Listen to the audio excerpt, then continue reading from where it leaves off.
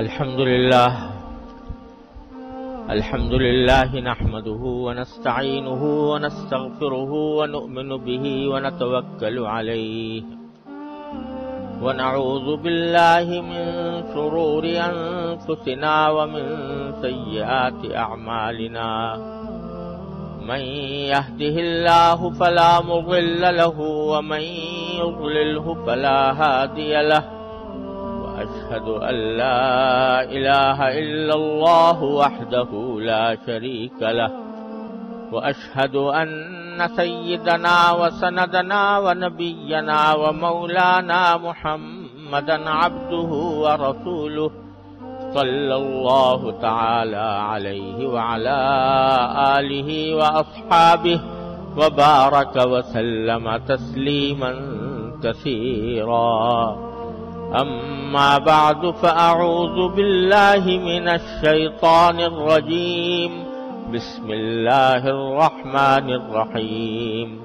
شهر رمضان الذي أنزل فيه القرآن هدى للناس وبينات من الهدى والفرقان. آمنت بالله صدق الله مولانا العظيم وصدق رسوله النبي الكريم ونحن على ذلك من الشاهدين والشاكرين والحمد لله رب العالمین. بزرگان محترم اور برادران عزیز، اگلے جمعہ کو انشاءاللہ چاند رات ہوگی اور امکان ہے کہ ہفتے سے رمضان المبارک شروع ہو جائے.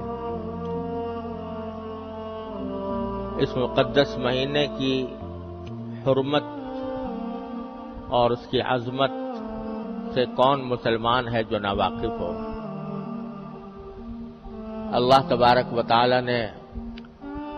اس مہینے کو پوری امت مسلمہ کے لیے سال بھر کے گناہوں کے کفارے کا اور درجات کی بلندی کا ذریعہ بنایا ہے. نبی کریم سرور دو عالم صلی اللہ علیہ وسلم رجب کا چاند دیکھ کر یہ دعا فرمایا کرتے تھے کہ یا اللہ ہمیں رمضان کے مہینے تک پہنچا دیجئے، یعنی ہماری عمر اتنی کر دیجئے کہ ہم اپنی زندگی میں رمضان پالیں.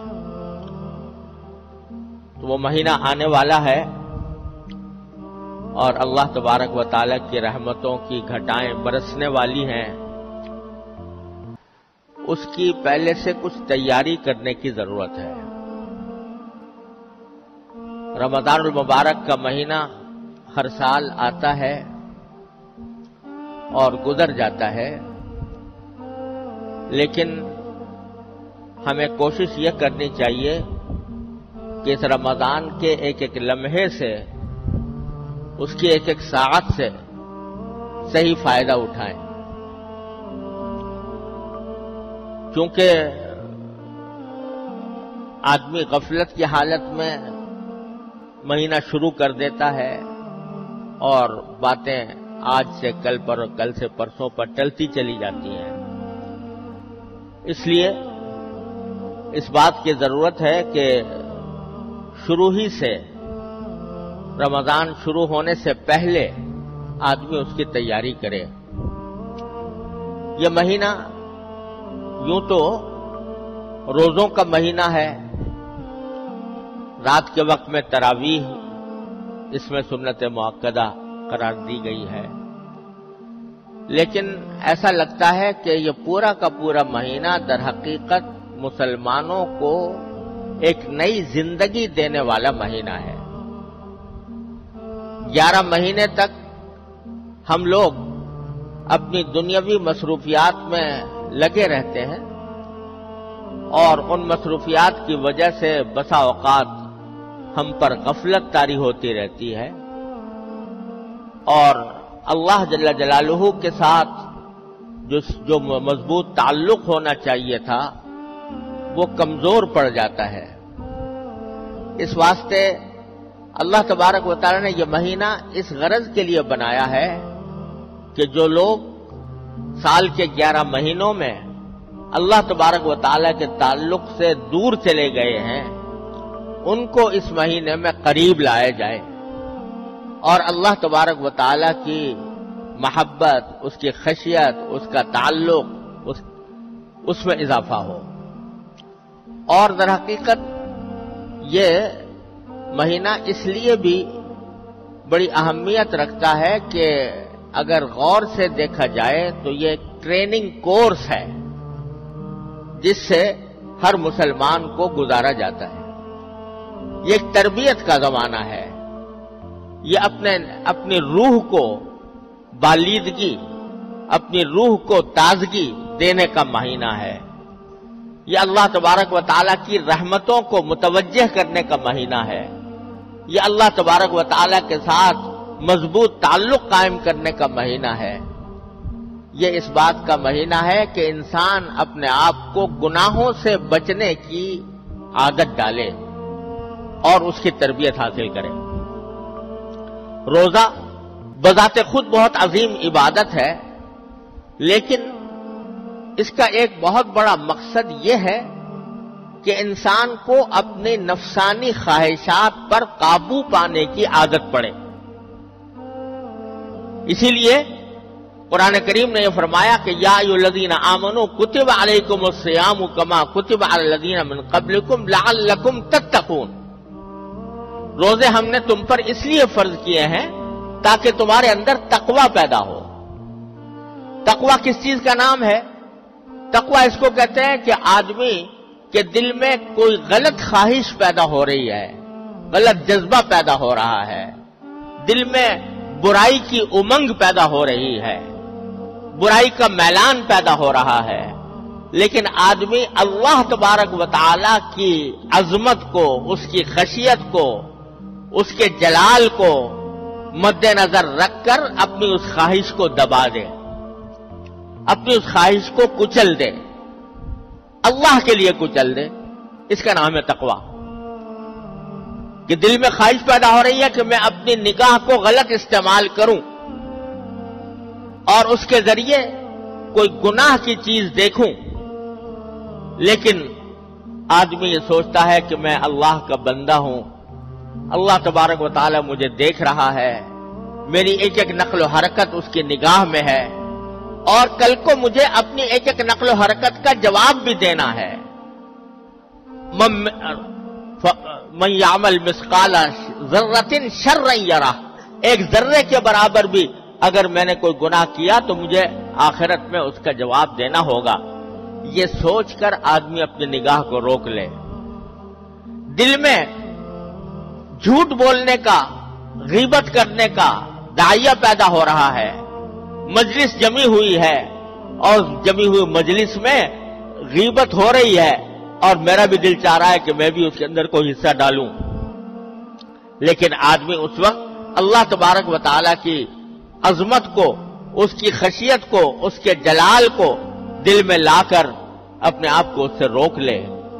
تو یہ تقویٰ ہے۔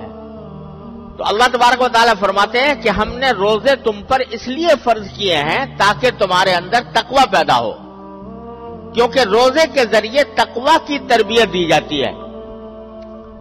وہ اس طرح کہ ہر مسلمان جب روزہ رکھ لیتا ہے اور ارادہ کر لیا کہ آج میرا روزہ ہے، جس کے معنی یہ کہ مغرب کے وقت تک میں نہ کچھ کھاؤں گا، نہ پیوں گا، نہ اپنی جائز خواہشات جو بیوی کے ساتھ پوری کرنا حلال ہوتا ہے وہ بھی میں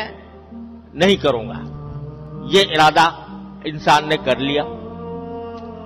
جب روزہ رکھ لیا تو کوئی بھی مسلمان ایسا نہیں ہوتا کہ جو بھوک کی شدت کی وجہ سے یا پیاس کی شدت کی وجہ سے روزہ توڑ دے۔ بھوک لگی ہوئی ہے، کھانا موجود ہے، اس کی خوشبو آ رہی ہے، اس کو کھانے کو دل چاہ رہا ہے، لیکن چونکہ روزہ رکھ لیا ہے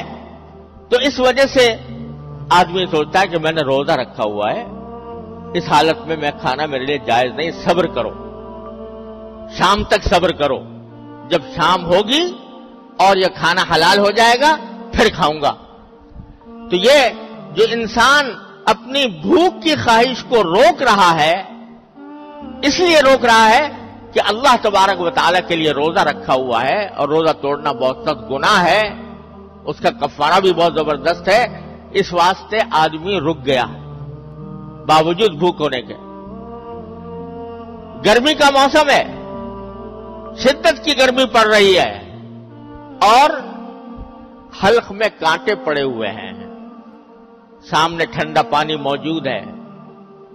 کوئی دیکھنے والا بھی نہیں، اس کے باوجود کوئی مسلمان اس بھوک، اس پیاس کی شدت کی وجہ سے روزہ توڑنے پر آمادہ نہیں ہوگا۔ بلکہ میں تو یہ سمجھتا ہوں کہ شاید اگر کسی مسلمان کو لاکھوں روپے کی پیشکش کر دی جائے کہ تم یہ لاکھ روپے دیں گے اور روزہ توڑ دو، تو بھی کوئی مسلمان گوارا نہیں کرے گا کہ میں روزہ توڑ دوں۔ یہ چیز جو اس کو کھانے سے روک رہی ہے، پینے سے روک رہی ہے، یہ در حقیقت اللہ تبارک و تعالیٰ کے عظمت و جلال اور اللہ تبارک و تعالیٰ کی خیشیت، اس کے حکم کا احترام، یہ چیز ہے جو اس کو ان خواہشات پر عمل کرنے سے روک رہی ہے۔ تو اللہ تبارک و تعالیٰ فرماتے ہیں کہ روزہ ہم نے اس لیے فرض کیا ہے تاکہ تمہارے اندر یہ تقویٰ کی تربیت حاصل ہو تمہیں، کہ جس طرح تم نے شدید بھوک کی وجہ سے روزہ کھانا چھوڑ دیا تھا، باوجود شدید بھوک کے تم نے روزے کی وجہ سے کھانا چھوڑ دیا تھا، باوجود شدید پیاس کے تم نے روزے کی وجہ سے اللہ تبارک و تعالیٰ کی خاطر پینا چھوڑ دیا تھا، پانی پینا چھوڑ دیا تھا، اسی طرح ہر گناہ کا حال ہے کہ تقاضا تو عام حالات میں بھی گناہ کا ہوتا ہے، دل میں شوق بھی پیدا ہوتا ہے، امنگ بھی آتی ہے، اور دل میں زور سے تقاضا بھی پیدا ہوتا ہے، داعیہ بھی پیدا ہوتا ہے، دل مچلتا ہے کسی گناہ کے کرنے کے لیے۔ لیکن جس طرح تم روزے کے اندر اس خواہش کو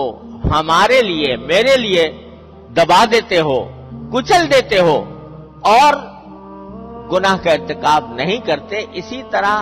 یہ عادت تمہیں پڑنی چاہیے اپنی عام زندگی کے اندر بھی، کہ عام زندگی میں بھی جب تمہارا دل کسی گناہ کے لیے مچلے تو تم اس کو اللہ کی خاطر اس کو دبا دو،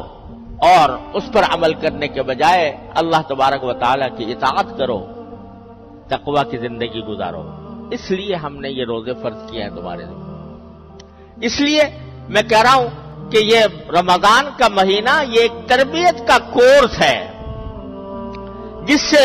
ہر مسلمان کو گزارا جا رہا ہے۔ تو اس تربیت کے کورس سے صحیح فائدہ اٹھانے کے لیے یہ بات ضروری ہے کہ ہم پہلے سے اس کی تیاری کریں۔ تیاری کیا کریں؟ تیاری یہ کریں کہ سال کے 11 مہینے ہم اس طرح گزارتے ہیں کہ ہمارے صبح و شام کے زیادہ اوقات دنیاوی کاموں میں گزرتے ہیں، پیسہ کمانے میں، تجارت میں، ملازمت میں، زراعت میں، کھیتی باڑی میں، اور اپنے لیے روزگار کی تلاش میں، اور اپنے لیے اپنی جسمانی لذتیں حاصل کرنے کی فکر میں، اس کام کے لیے، اس کام میں گزرتے ہیں زیادہ تر اوقات۔ اور اگر کوئی آدمی فرائض شرعیہ کا پابند بھی ہو تو ذرا اس بات کا تناسب دیکھو کہ 24 گھنٹوں میں سے کتنا وقت وہ عبادت کرتا ہے۔ اگر 5 نمازیں بھی پڑھتا ہو پابندی سے تو ساری 5 نمازیں ملا کر مشکل سے گھنٹہ 1.5 گھنٹہ اس کا عبادت میں صرف ہوتا ہے، وہ بھی اس طرح کہ دل کہیں اور دماغ کہیں، اللہ تعالیٰ کی طرف رجوع ہونے کا جو خشوع کا تقاضا ہے وہ پورا نہیں ہوتا، کیونکہ چکی چل رہی ہے دماغ کے اوپر دنیاوی مشغلوں کی۔ اس واسطے نماز میں بھی آ کر کھڑے ہوئے تو اللہ اکبر ضرور کہہ دیا اور نیت ضرور باندھ لی، لیکن دماغ چل رہا ہے، دنیا کے ان مشاغل کی طرف جن کو چھوڑ کر آئے تھے اور جن کی طرف دوبارہ واپس جائیں گے. تو گھنٹہ ڈیڑھ گھنٹہ مشکل سے عبادت میں گزرتا ہے اور باقی سارے 22-23 گھنٹے وہ اپنے اس جسم کو راحت پہنچانے کے لیے، اپنے اس جسم کو لذت دینے کے لیے اور اس کے لیے غذا فراہم کرنے کی خاطر یہ سارا وقت گزارتے ہیں ہم 11 مہینے میں. تو یہ رمضان کا مہینہ اللہ تبارک و تعالی نے اس لیے عطا فرمایا ہے کہ اس مہینے کے اندر اپنی عبادتوں کی مقدار بڑھا دو. اللہ تبارک و تعالی کے ساتھ تعلق کو مزید مضبوط بنانے کے لیے عبادتوں کی مقدار بڑھا دو اور دنیاوی مصروفیات کی تعداد کم کر دو. عام سارے 11 مہینے تم اپنے جسم کو پال رہے ہو، جسم کو پال رہے ہو، اسی کے لیے کھانا ہے، اسی کے لیے پینا ہے، اسی کے لیے ساری تگ و دو ہے. اور یہ مہینہ ہم نے تمہیں اس لیے دیا ہے کہ اس میں اپنی روح کی پرورش کرو، روحانی ترقی حاصل کرو، اللہ تبارک و تعالیٰ کا قرب حاصل کرو. اس غرض کے لیے ہم نے یہ مہینہ بھیجا ہے. تو اسی واسطے کھانے پینے کی مقدار کم ہو گئی روزہ رکھ کر. رات کے وقت میں تراویح 20 رکعتیں اللہ تبارک و تعالیٰ نے سنت قرار دے دی کہ 20 رکعتیں تمہیں ادا کرو. تو عام دنوں کے اندر جتنی نماز پڑھتے تھے گھنٹہ ڈیڑھ گھنٹے کی، تو ساری ملا کر وہ ایک تراویح کی نماز میں اتنا وقت ادا ہو جائے گا. تو اللہ تبارک و تعالی کا مقصود بندوں سے یہ ہے کہ وہ اس مہینے کی قدر کر کے اس میں اپنے جسم کے تقاضوں کو کم کریں اور روح کے تقاضوں کو غالب کریں. وہ کام زیادہ کریں جو ان کی روح کو نشو و نما دینے والا ہو، اس کو پروان چڑھانے والا ہو. لہذا اس میں دنیاوی مصروفیات کم سے کم کی جائے. جتنی کم کر سکتا ہو کوئی شخص وہ کم کر لے. اگر اپنے کاروبار، اپنی ملازمت اور اپنے دوسرے روزگار کے کام ہیں وہ ضروری ہیں، جتنی ضرورت ہے بس اس حد تک اس کو رکھیں اور باقی اوقات کو فضولیات میں گزارنے کے بجائے، باقی اوقات کو دوسرے مشاغل کے اندر گزارنے کے بجائے یہ زیادہ سے زیادہ اللہ تبارک و تعالیٰ کی عبادت کے لیے ان کو مخصوص کیا جائے. تو پہلے سے میں اس لیے عرض کر رہا ہوں کہ اگر آدمی پہلے سے یہ اپنی زندگی کا کچھ نظام اس طرح بنائے کہ رمضان کے مہینے میں میری دوسری مصروفیات کم ہو جائیں، لوگوں سے میل جول کی بھی ضرورت نہیں، سارا سال پڑا ہوا ہے میل جول کرنے کے لیے، سارا سال پڑا ہوا ہے دوستیاں بگارنے کے لیے اور عزیز و اقارب سے ملاقات کے لیے. ان دنوں میں میل جول کم کریں، ان دنوں میں دوستیوں کا اور مجلس آرائی کا جو مشغلہ ہے اس کو ترک کریں اور اپنی جو ذاتی ذمہ داریاں اور مصروفیات ہیں ان کو جس حد تک کم کر سکتے ہوں وہ کم کر کے زیادہ سے زیادہ وقت اللہ تبارک و تعالیٰ کی عبادت کے لیے مخصوص کریں. اس میں جب عبادت کا وقت ملے تو اس رمضان المبارک کے مہینے میں کم از کم 2-3 باتیں ہیں جن کا اہتمام اللہ تبارک و تعالیٰ کرنے کی توفیق عطا فرمائے. کہ عام دنوں میں اگر جو نفلی نمازیں پڑھنے کا موقع نہیں ملتا یا توفیق نہیں ہوتی، ان نفلی نمازوں کا کم از کم رمضان میں اہتمام کر لیں. مثلا تہجد، آخر رات میں اللہ تبارک و تعالیٰ کی بارگاہ میں کھڑے ہو کر نماز ادا کرنا، یہ اتنی عظیم عبادت ہے اور اس کے اتنے عظیم فوائد ہیں اور اس کے ذریعے انسان کی روح کو اتنی ترقی ملتی ہے کہ جو اور کسی عمل سے نہیں ملتی، کسی نفلی اور عمل سے نہیں ملتی. لیکن عام دنوں میں ہم لوگ بکثرت اس عبادت سے محروم رہتے ہیں. کیونکہ زندگی کا ڈھانچہ ایسا بن گیا ہے، ایسا برا ڈھانچہ بن گیا ہے کہ رات جو اللہ تعالی نے سونے کے لیے بنائی ہے وہ آدھے سے زیادہ جاگنے میں گزر جاتی ہے۔ 12-1 بجے سے پہلے لوگ سوتے نہیں، اور صبح کو 12 بجے سے پہلے کاروبار شروع نہیں ہوتا، 12-1 بجے سے۔ یہ ایسی مصیبت کھڑی ہو گئی ہے کہ جس نے ہماری پوری زندگی کا نظام بدل کے ڈال دیا ہے۔ اس کا نتیجہ یہ ہے کہ آخر شب میں اٹھا تو کجا فجر کی نماز کے بھی لالے پڑ جاتے،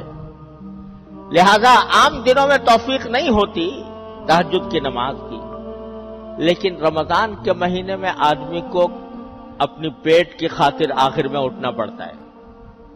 سحری کھانے کے لیے لازماً اٹھنا پڑتا ہے۔ اگر روزہ رکھنا ہے تو صبح کو فجر سے پہلے سحری کھانا ضروری، اور اس کے لیے اٹھنا ہے۔ تو جب اٹھنا ہی ہے تو اس سے آدھا گھنٹہ پہلے اٹھ جاؤ، اور آدھا گھنٹہ پہلے اٹھ کر اس میں 8 رکعتیں تہجد کی پڑھ لو، اللہ تبارک و تعالیٰ کی بارگاہ میں حاضری دے دو، اور وہ دعا، وہ وقت دعا کی قبولیت کے لیے بڑا نادر وقت، تو 8 رکعتیں پڑھ کر اللہ تبارک و تعالیٰ سے دعا مانگے، اور اس میں یہ بھی دعا مانگ لے کہ یا اللہ آپ نے اس وقت توفیق دے دی ہے رمضان میں یہ کام کرنے کی، یا اللہ مجھے باقی اوقات میں بھی، باقی زندگی کے اندر بھی توفیق عطا فرما دی۔ تو تہجد کی نماز جو عام دنوں میں نہیں ہوتی، ان دنوں میں کوشش کر لے کہ ہو جائے۔ اشراق کی نماز ہے، یعنی طلوع آفتاب کے بعد جب آفتاب جو ہے ذرا بلند ہو جائے، تقریباً 12-15 منٹ کے بعد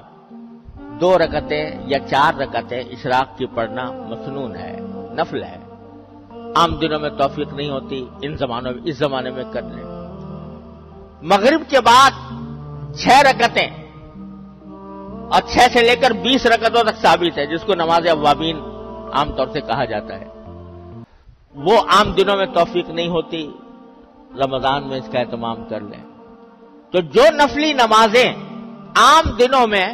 پڑھنے کا موقع نہیں ملتا، تو کم از کم ان نمازوں کا اہتمام کر کے ان دنوں میں ادا کر لی جائے، ایک بات۔ دوسری بات یہ کہ قرآن کریم کی تلاوت، قرآن کریم کو رمضان کے مہینے سے خاص نسبت ہے۔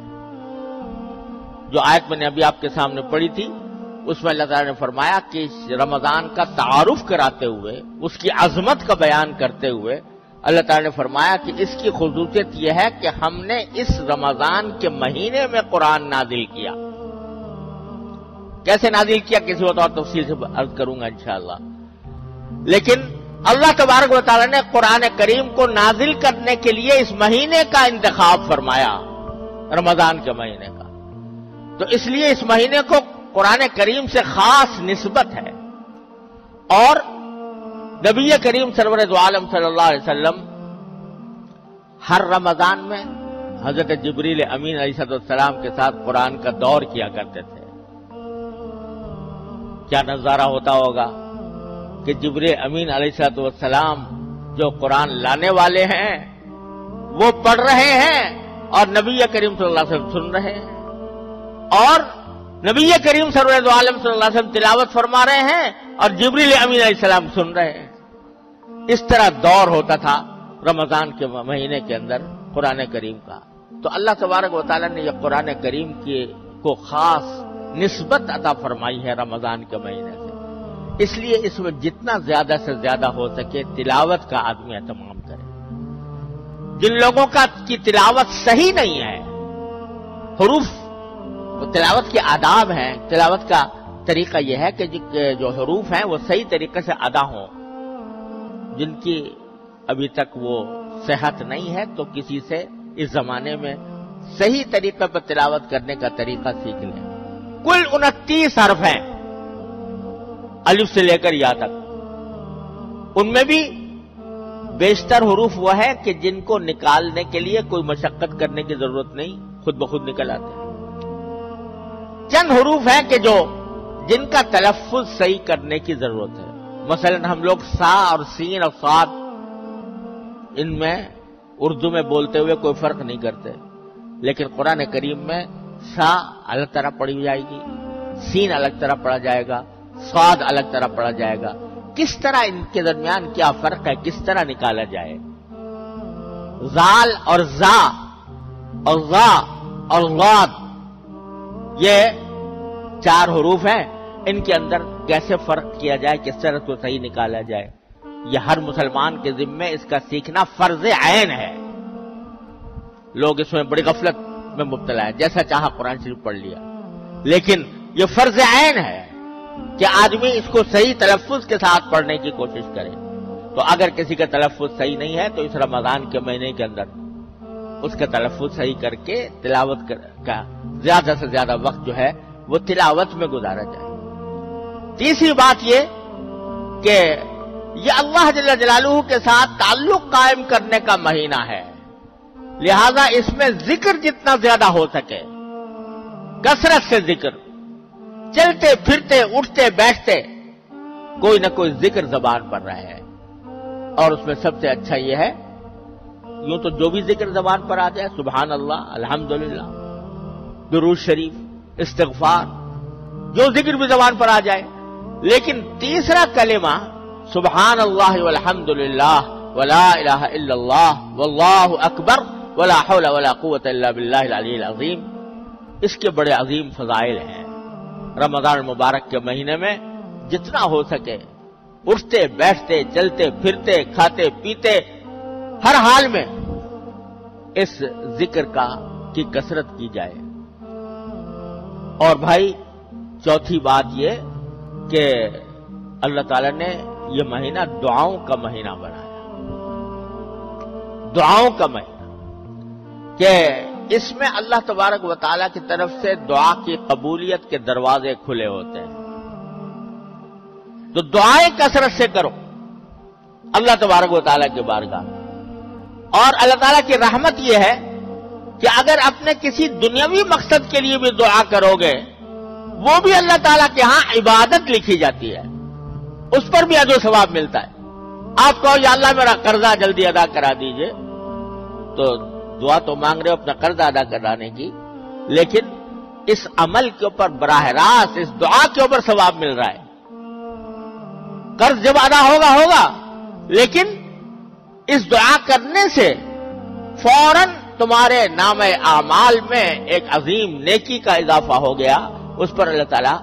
جزا عطا فرمائے گی. الدعاء هو العبادہ، ایک حدیث میں فرمایا گیا. دعا بذات خود عبادت. اپنے روزگار کے لیے دعا مانگ رہے ہو، اپنی معاشی خوشحالی کے لیے دعا مانگ رہے ہو، لیکن یہ دعا بذات خود عبادت لکھی جا رہی ہے، اللہ تبارک و تعالیٰ کے یہاں سے اس کا اجر مل رہا ہے. تو دعاؤں کی کثرت. اور بزرگوں کا ایک معمول یہ رہا ہے کہ عصر کے بعد آدمی اگر مسجد میں نماز پڑھنے کے لیے جائے تو اگر وہیں پر اعتکاف کی نیت سے بیٹھ جائے مغرب تک، اور اس میں جتنی تلاوت کی توفیق ہو تلاوت کرے، کچھ ذکر کرے، دعائیں، مناجات مقبول جو نبی حضرت حکیم الامت مولانا اشرف علی صاحب تھانوی رحمۃ اللہ علیہ کی مناجات ہے، دعاؤں کا مجموعہ ہے، وہ پڑھے، اور پھر باقی وقت اللہ تعالیٰ سے اپنے حاجات مانگنے میں گزار دے یہاں تک کہ افطار ہو جائے. تو اس کے ہمارے بزرگوں کا یہ معمول رہا ہے، اور اس معمول سے کہ بڑے انوار و برکات ہیں. تو کوشش کی جائے کہ اپنے اوقات کو زیادہ سے زیادہ فارغ کر کے جتنا وقت مل سکے وہ اللہ تعالیٰ کی عبادت میں صرف کیا جائے. تو انشاءاللہ اللہ تعالیٰ کی رحمت سے امید ہے کہ یہ رمضان